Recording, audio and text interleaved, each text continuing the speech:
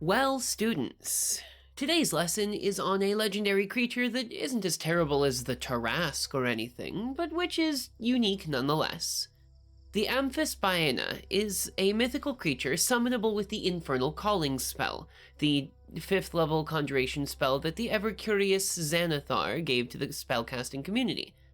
In its lesser forms, it's depicted as a snake with a head on both ends of its body, but its true form has a sort of strange scaled chicken's body with a snake's head, and a long scaled tail with yet another snake's head at the end. Originally, it was first created when the head of a famous Gorgon was allowed to drip blood into a desert from the sky, and there was apparently only one of them. Modern conjuration has been able to mimic its unique physiology and abilities through what are the lower-level, lesser Amphisbaena, with a lowercase a, but the original is still alive and kicking, or slithering, or whatever the case may be. It's a Greek monster in origin, which means that whenever it's destroyed, it goes to the monstrous realm of Tartarus to reform itself over time. While the lesser ones are classified as monstrosities, it's because of this connection with a sort of parallel underworld-like plane that the original is a fiend, and can therefore be summoned by the Infernal Calling incantation. That's why you'll see a difference when you summon one of the lesser ones versus trying to conjure the original. The lesser ones are just the snakes with two heads, where the big one has the whole body thing attached to it as well. So, why would you want to summon the actual Amphisbaena? Well, there are a whole bunch of qualities that make this thing a real problem for your enemies. First of all, it's incredibly deadly venomous.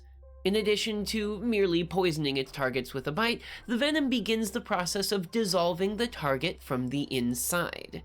You'll need some pretty intensely strong anti-venom, or a medic who really knows their stuff, or a lesser restoration spell at the very least to get around that. It's also really fast, much faster than you would expect something like this to be, and it can run just as quickly backwards as it can forwards, which makes it difficult to actually hit, saying nothing of its actual, thick, scaly, snaky-like armor.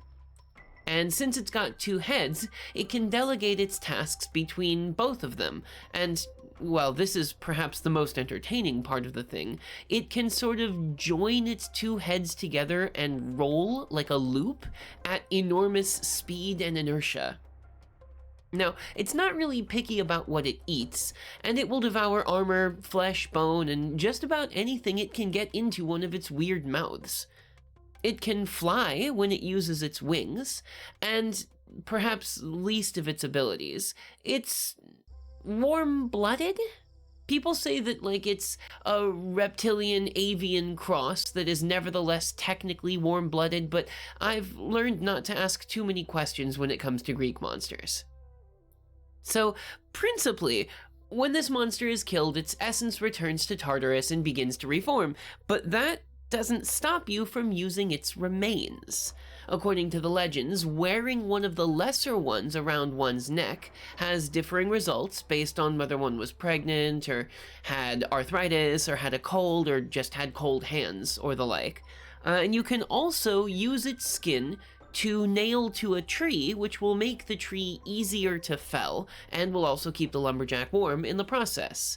If you are to consume the flesh of the greater one, then it is said, you're supposed to do it on a new moon or a full moon, one of the two.